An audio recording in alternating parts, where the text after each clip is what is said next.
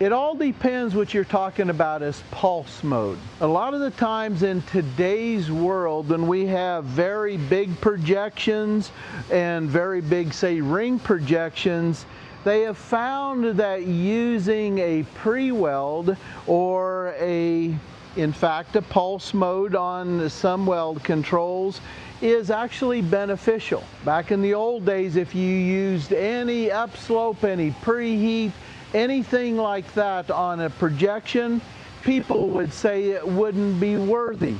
But today, when we're dealing with these projections, the big projections, the full ring projections, the pre-pulse or the preheating actually starts the heating process around the entire projection.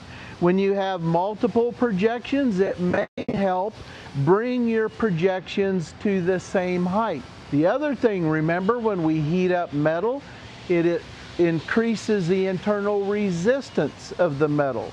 So it makes the welds easier. So when we are dealing with a projection weld, using a preheating or a pre-pulse or a dual pulse type of setup may be beneficial.